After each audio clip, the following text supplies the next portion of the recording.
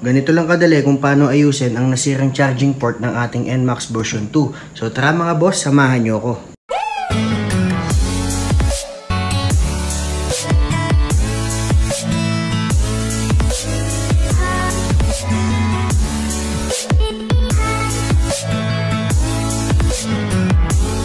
So yun, what's up mga boss? Welcome back dito sa ating YouTube channel.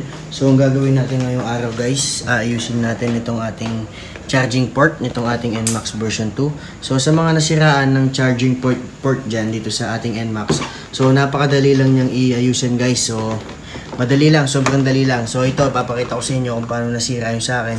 So pagkasusi natin dyan, dapat may ilaw yan. Yan yung ating to. Natatanggal to. Binili ko lang to sa TikTok mga boss. So yan, ito yung ating saksakan. Yan, so pag nilagay natin yan at nakasusi na yung ating motor, dapat aandar na yan. So wala pa yung ilaw mga boss. So ito, itatry natin. Meron tayong cellphone dito na may charger. So yan guys, nakasaksak na. Di pa rin nagcha-charge itong ating cellphone. So yan, wala siyang charge. So, halatang halata. So yan guys, nakasusi yan. Nakasusi yan, wala pa din yan. Yan, ayaw pa din mag-charge. So, lalo na hindi nakailaw itong ating charger. Ibig sabihin talaga, hindi siya gumagana. So, ngayon guys, aayusin na natin yan. So, tara, samahan nyo ko. So, ito guys, ang una natin gagawin, tatanggalin natin itong takip sa harap para maka-access tayo dun sa fuse box ng ating motor.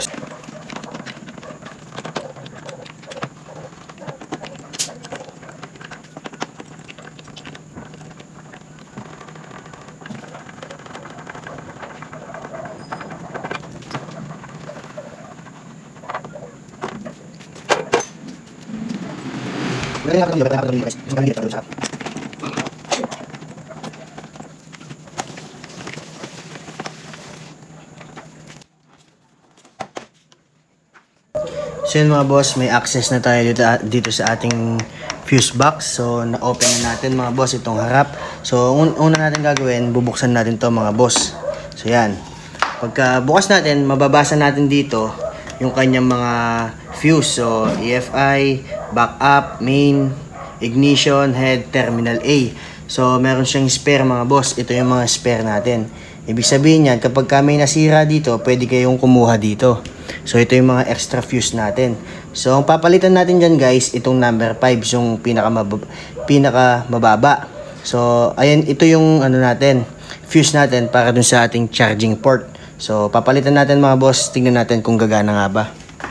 Gagawin nyo, kukuha na lang kayo ng long nose para madali nyong makuha. So yan mga boss, kita nyo para nasunog siya oh.